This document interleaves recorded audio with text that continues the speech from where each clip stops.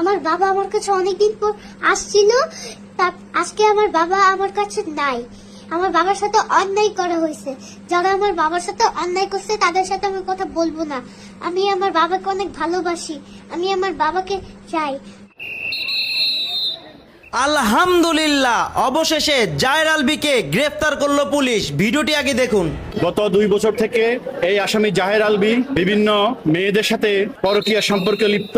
আদালত রায় দিচ্ছে, ভাই মানে জামিন নামঞ্জুর করছে। আমি সন্তুষ্ট এতে। কিছু অসাধু প্রশাসনের লোককে হাতে রেখে আলভী আত্মসমর্পণ করেছেন। এখন আপনারা খুব শীঘ্রই দেখতে পাবেন আলভী তার ছেলে সন্তান বা অনেক ধরনের কজ আদালতে হাজির করে সে খুব সহজে জামিনে বের হয়ে যাবে। আচ্ছা, মানলাম জাহের আলভীরে ধরছে, মানে আলভীরে ধরছে, কিন্তু এইটা ভাইবেই খারাপ লাগতেছে যে আদৌ কি ধরলেও কি কোনো কিছু হবে। আসসালামু আলাইকুম দর্শক শ্রোতা, স্বাগতম জানাই আপনাদেরকে দৃষ্টিপথে নতুন আরেকটি ভিডিওতে। দর্শক শ্রোতা, অভিনেতা জাহের আলভী ইকরা হত্যা নিয়ে যে নতুন তথ্য দিলেন আজকে আমি আপনাদের প্রমাণ সহকারে দেখাবো। তাই বলছি পুরো ভিডিওটি না টেনে শেষ পর্যন্ত দেখতে থাকুন, তাহলে সবকিছু বুঝতে পারবেন ইনশাআল্লাহ। তো কথা আর বাড়াবো না, ভিডিওতে চলে যাব। তার আগে আপনার কাছে ছোট্ট একটি রিকোয়েস্ট, আপনি যদি আমার চ্যানেলের নতুন দর্শক হয়ে থাকেন তাহলে অবশ্যই চ্যানেলটি সাবস্ক্রাইব করে পাশে থাকা বেল আইকনটি বাজিয়ে দিতে ভুলবেন না। যারা অলরেডি সাবস্ক্রাইব করেছেন তাদেরকে জানাই অসংখ্য ধন্যবাদ। দর্শক শ্রোতা, চলুন ভিডিওটি শুরু করা যাক। দর্শক শ্রোতা, আমরা কিছু মাস আগেই দেখেছিলাম ইকরা নিজেকে শেষ করে দিয়েছিলেন। তো তিনি আসলেই নিজেকে শেষ করেছিলেন নাকি তাকে কেউ হত্যা করেছিল, এটা খোলসা হয়নি এখনো। তো এটাই আজকে আমি আপনাদের প্রমাণ সহকারে দেখাবো। তাই বলছি চলুন প্রথমে আমরা এই বিষয়ে কেন্দ্র করে একটি ভিডিও ফুটেজ দেখে আসি এবং মূল ভিডিওটি আপনাদেরকে সামনেই দেখাবো। আদালত রায় দিচ্ছে, ভাই মানে জামিন নামঞ্জুর করছে। আমি সন্তুষ্ট এতে। জাহের আলভী জামিন নামঞ্জুর করছে। আমি সন্তুষ্ট। আমার মেয়ে চলে গেছে, আমার মেয়েকে মেরে ফেলছে এরা বিভিন্নভাবে। এটা তদন্ত সবাইকে আসবে, বেরিয়ে আসবে এবং আরো লোক আছে এদের সাথে।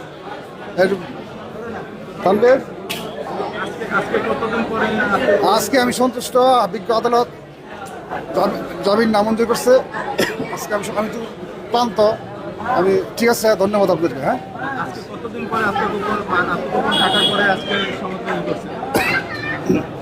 তো 28 তারিখের পথে বাইরে ছিল, আসে নাই। তার যদি সিম্পেথি থাকতো তাহলে সে পরের দিনই আসতো।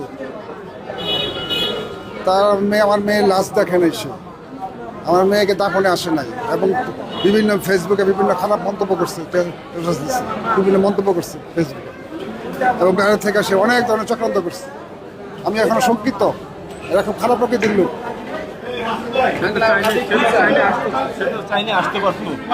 সে আসতে পারতো, সে আসতে করতে পারতো। অন্যায় না করলে আসতে পারতো। সে তো অন্যায় করছে। সে যদি অন্যায় না করলে তা সে আসতে পারতো। অন্যায় করছে, আসে নাই, ভয় মানে আসে নাই, আইনের ভয়ে আসে নাই। এখন হয়তো আসছে। আমি বিচার চাই সরকারের মাধ্যমে, সবার কাছে বিচার চাই। আমি আমার বড় মেয়ে হত্যার বিচার চাই। আচ্ছা, মানলাম জাহের আলভীরে ধরছে, মানে আলভীরে ধরছে, কিন্তু এইটা ভাইবেই খারাপ লাগতেছে যে আদৌ কি ধরলেও কি কোনো কিছু হবে। যে মানুষটা মারা গেছে আমরা কি সেই মানুষটাকে পাবো, বা যে মানুষটা এখন আমাদের মাঝে নাই, রিজিক যার মাকে হারাইছে, সে কি তার মাকে পাবে না। এই যে দীর্ঘ এতদিন পরে উনি যে পলাতক ছিল, এতদিন পরে যে উনি আসছে, উনি যে সবকিছু রেডি করে আসে নাই, এইটার কি গ্যারান্টি? আর এটা তো সবাই জানে, যেহেতু উনি পলাতক ছিল, সবকিছু রেডি করে প্ল্যান প্রস্তুতি নিয়েই তারপরে বাংলাদেশে আসছে যে ওনারে ধরবে, বাস উনি বের হয়ে যেতে পারবে, এটা চিন্তা করে আসছে। না হলে কেউ কোনোদিন এইসব কাজে কি ধরা দেয়? আর যদিও ধরা দিত তাহলে তো প্রথম দিক থেকেই দিত, এতদিন তো পলাতক থাকতো না। তবে একটা কথা কি জানেন, আমরা কয়েকদিন পর এটাও ভুলে যাব। আমরা কিন্তু ইকরাপুরে অলরেডি সবাই ভুলে গেছিলাম, এখন আবার আলভীরে ধরছে দেখা সবার মনে পড়ছে। তো এরকম কিন্তু এইটাও আমরা একসময় ভুলে যাব। কিন্তু দেখেন, যে চলে গেছে তাকে কিন্তু আর কখনো পাবো না। রিজিকের মাকে হারাইছে, তার মাকে কিন্তু সে কখনো ফিরে পাবে না। তো এর থেকে শিক্ষা নেওয়া উচিত যে আপনারা শুটিং করেন, যেটাই করেন না কেন, বউরে আগে প্রায়োরিটি দেন। দেখেন, আমার মানে সিয়ামের পরিবারটাকে অনেক ভালো লাগে। আমার প্রিয় ফেভারিট নায়ক ছিল সিয়াম। এখন আর আমার কোনো ফেভারিট নাই ভাই, ওদের এই অবস্থা দেখা। তো সিয়াম রে দেখা আমার অনেকটাই প্রাউড ফিল হয়। কেন জানি না, ওর এই শুটিং আমার অনেক বড় হবে। তো ওনার অনেক শুটিং, তারপর ওনার সব কিছু পারফরমেন্স দেখা মনে হয় যে না, বোর প্রতি একটা সম্মান অ্যান্ড তার ছেলের প্রতি তার একটা আলাদা ভালোবাসা আছে। এরকম মনে হয় যতই নাটক করুক যতই কিছু করুক না, কারণ এই মানুষটারে মানে যে জাহের আলভি যাই করতে না কেন আমার কাছে কেন জানি প্রথম থেকে এই যে আরে ভাল লাগতো না, মানে এই নাটক ফাটক আমি এর কিছুই দেখতাম না, কিন্তু চিনি, কিন্তু এর কোনো অভিনয় আমি কোনো সময় দেখতাম না। শুধু একবার যে তখনই দেখা হয়েছে ওই যে একটা গান যে রিলিজ হয়েছে একখান প্রেমের নদী পাইলে ঝাঁপ মারিব, তো ওই মেয়েটাকে আগে থেকে চিনি, যাই হোক অনেক আগে থেকে এই মেয়ের মানে সব কিছুই জানি, ওই যে মায়ার আর কি এই যে আর কি একখান প্রেমের নদী পাইলে ঝাঁপ মারিব ওর সাথে শুটিং করছে ওরা অনেক আগে থেকে চিনি, ওই একটাই মনে হয় আলবিন আমার ওই গানটা ওই মেয়ের জন্য তাও আবার দেখা হয়েছে, না হলে এটাও দেখতাম না। আসলে কি বউকে আর নিজের সন্তানকে, বউ আর সন্তানকে মানে সন্তানের আর বউর জায়গায় রাখেন, বাহিরের কারোর সাথে তুলনা করেন না, নায়িকা না কারোর সাথে তুলনা করেন না। আপনি যতই সুপারস্টার হন না কেন বাইরে, ঘরে না, ঘরেও যদি আপনি সুপারস্টারগিরি দেখাইতে যান তাহলে তো আপনার সংসার ভাঙবেই, তাই না? তো জাহের আলবিরে ভাই আমার আগে থেকেই ভাল লাগতো না, কেন জানি না, এত পাওয়ার ওর, এত কিছু কেন এত। তো কয়েকদিন পর আমরা ঠিকই ভুলে যাবো। রিজিকের জন্য অনেক মায়া লাগে, রিজিককে দেখি মাঝে মাঝে আসলে অনেক মায়া লাগে। যাই হোক ওদের মনের আশা তো পূরণ হয়েছে, মেয়েটারে মাইরাই ফেললো, কি আর করার। ইকরাপুর জন্য অনেক অনেক ভালোবাসা, আল্লাহ যাতে তাকে বেহেশত নসিব করুক। তারপরেও কি বলবো, এই দোয়া ছাড়া তো আর কিছু করার নাই। আপনারা যারা ইকরাকে ভালোবাসেন, যারা ইকরার অকালে চলে যাওয়াটাকে মেনে নিতে পারছেন না, যারা ইকরার 5 বছরের বাচ্চাটাকে এতিম দেখতে কষ্ট হচ্ছে, যারা জাহের আলভি এবং তিথির অবৈধ প্রেমকে ঘৃণা করেন, তাদের জন্য এক বিশাল সুখবর আছে, আর সেটা হচ্ছে জাহের আলভি এই মুহূর্তে কারাগারে।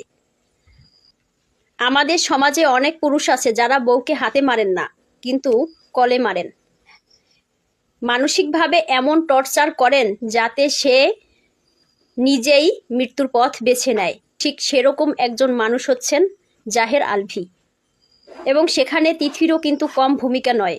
ওই মেয়েটাও কিন্তু তদ্রূপ দোষী, যতটা দোষী জাহের আলভি। কারণ তিথি কিন্তু জানতেন জাহের আলভির একজন ওয়াইফ আছে, একটা বাচ্চা আছে, তার একটা সংসার আছে, কিন্তু সব কিছু জেনে শুনেও এই বেহায়া মেয়েটা এবং জাহের আলভি এই দুজন মিলেই ইকরাকে মৃত্যুর দিকে ঠেলে দিয়েছেন।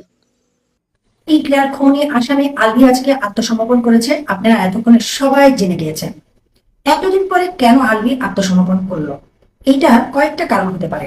প্রথম কথা, যেখানে আলভি থাকতো তার হাতের টাকা হয়তো বা ফুরিয়ে গেছে, নিজের খরচ অ্যাফোর্ড করতে পারছে না। দ্বিতীয় কথা, আলভি তো লুচ্চা, বাংলাদেশে বসে কাজ করতো, লুচ্চামি করতো, টাকা উড়াতে পারতো, এখন তো টাকা ইনকাম করার চান্স নাই, তাই লুচ্চামিও করার সুযোগ পাচ্ছে না, মেয়েদেরকে নিয়ে এনজয় করার সুযোগ পাচ্ছে না। তৃতীয় কথা, সবচেয়ে ইম্পর্টেন্ট, নিশ্চয়ই আলভি আত্মসমর্পণ করার আগে বাংলাদেশে এখন কোনো খুবই লোভী ঘুষখোর অসাধু জর্জ উকিলের সাথে হয়তো বা হাত করেছে, একটা কন্টাক্টে এসেছে, দেশে আসবে, আত্মসমর্পণ করবে, কয়েকদিন পরে তাকে জামিনে বের করে নিয়ে আসবে। ঠিক এই প্ল্যানিংটা করেই কিছু অসাধু প্রশাসনের লোককে হাতে রেখে আলভি আত্মসমর্পণ করেছেন। এখন আপনারা খুব শীঘ্রই দেখতে পাবেন আলভি তার ছেলে সন্তান বা অনেক ধরনের কজ আদালতে হাজির করে সে খুব সহজে জামিনে বের হয়ে যাবে। আর বছরের পর বছর এই মামলা কোর্টে আদালতে চলতে থাকবে। ইকরার বাবা কখনোই ন্যায় বিচার পাবে না। আর আলভিদের মতো লুচ্চারা আবার বের হয়ে এসে মিডিয়াতে কাজ করবে, সোশ্যাল মিডিয়াতে এসে নাটক করবে। আমাদের মতো মানুষরা এইসব কুকুরদেরকে দেখবো, লাইক কমেন্ট করবো, আবার অনেক ভালো ভালো পোস্ট করবো, যা হয়েছে ভাই ভুলে যান, আপনার সামনে এগিয়ে যান। তাকে আবার নতুন করে কোনো ইকরার জীবন নষ্ট করার জন্য আমরা তাকে উৎসাহিত করব। তো এর ভবিষ্যৎ আমি এখন বলে দিলাম, আপনারা দেখেন, এটাই হবে।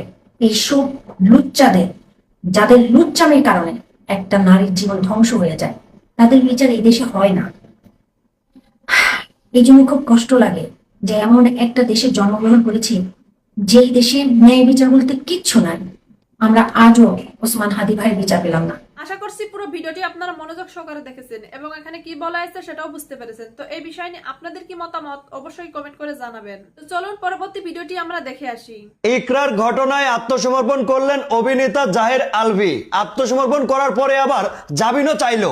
তো তাইলে এতদিন বিদেশে বৈশা বৈশা যখন টাকা পয়সা খাইতে খাইতে ফুরায় গেছে, তখন দেশে আসছেন আত্মসমর্পণ করার জন্য।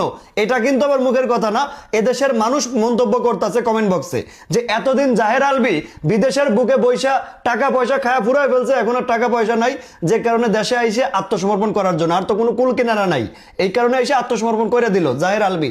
দেখেন এই যে ইকরা চলে গেল, বাকি রইল জাহের আলভী। এইখানে আসলে ভুলটা কার, দোষটা কার? এইখানে শুধুমাত্র ছেলেটা ইতিম হলো, কার কি হলো? ইকরা তো চলে গেল, কুল্লি নাফসে জায়কাতুল মাউত, প্রত্যেকটা প্রাণীকে মৃত্যুর স্বাদ গ্রহণ করতেই হবে, টুডে অ্যান্ড টুমোরো, যে কোনো সময়। তো যে কোনো সময় আমরা যে কেউ চলে যেতে পারি।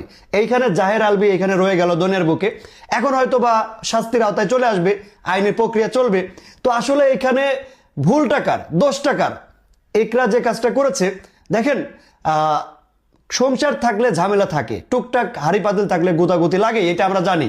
তো মেনে নিয়ে সংগ্রামের সঙ্গে জীবন পরিচালনা করা আমি মনে করি এইটাই উত্তমের কাজ। ইকরা আপনি চলে গেলেন, আলভীর তো কিছু হলো না, ও হয়তোবা জেল খাটবে বা নাও খাটা লাগতে পারে, হয়তোবা আগামীতে আবারও বিয়ে শাদী করবে, ওর জীবনটা ও সুন্দর মতো উপভোগ করে যাবে যতদিন জীবিত থাকবে। কিন্তু আপনি চলে গেলেন, আপনি যাওয়াতে আপনার একমাত্র সন্তানটা ইতিম হয়ে গেল। আপনার একমাত্র সন্তান সে মা হারা, সে এখন বাবা হারার মতোই। তো আসলে আমাদের দেশের মা বোনদের উদ্দেশ্যে একটা কথাই থাকবে, যাই হয়ে যাক নিজের জীবনের সঙ্গে অন্তত নিজের জীবন বিসর্জন দিবেন না, সংগ্রামের সঙ্গে শক্তি সামর্থ্য রেখে জীবন মোকাবেলা করবেন। ধরে নেবেন লাইফ অফ পার্ট, এটা আপনার একটা জীবনেরই অংশ। জীবন যে মুহূর্তেই চলে যাক, কখনো এই সিদ্ধান্তটা নেবেন না ইকরার মতো। আজকে ইকরা জীবিত থাকলে হয়তোবা তার সন্তানটা আরো ভালোভাবে, ওর ভবিষ্যৎটা ভালো হইতো। এটা না করলেও পারতো, আলভীকে ছেড়ে দিত, আলভীর সঙ্গে চলে যেত, আলভীর আর বলতো আলভীর মতো থাক, আমি আমার মতো আমার জীবনটা নিয়ে করতেই পারতো। কিন্তু এখানে তা না করে ইকরাও নাকি তার বাবা মার একমাত্র সন্তান ছিল। তো এটা আসলে খুবই কষ্টকর একটা ঘটনা, যে কারণে বলতে চাই এই আলভী ইকরার ঘটনাকে কেন্দ্র করে এখানে দেশের মা বোন এবং আমরা সবাই আছি, আমাদের সকলকে শিক্ষা গ্রহণ করতে হবে। একটা কথা সবসময় মাথায় রাখতে হবে, জীবনে যাই ঘটে যাক না কেন ইকরার মতো সিদ্ধান্ত কখনোই নেওয়া যাবে না, এটা একটা ভুল সিদ্ধান্ত। আলহামদুলিল্লাহ, অবশেষে জাহের আলভীকে গ্রেফতার করলো পুলিশ। ভিডিওটি আগে দেখুন। গত 2 বছর থেকে এই আসামি জাহের আলভী বিভিন্ন মেয়েদের সাথে পরকীয়া সম্পর্কে লিপ্ত। সেই পরকীয়া সম্পর্ক থেকে এই ইকরার সাথে ইকরার সাথে দাম্পত্য কলহ চলে আসতেছে। দীর্ঘ 2 বছর থেকে এই জাহের আলভী এই ডিসিজ ইকরাকে বিভিন্নভাবে শারীরিক ও মানসিক নির্যাতন করেন এবং বিভিন্ন সময়ে ডিসিজ ইকরাকে বলেন যে তুই মরে যা। জাহের আলভীর সাথে তিথিকেও গ্রেফতার করা উচিত ছিল।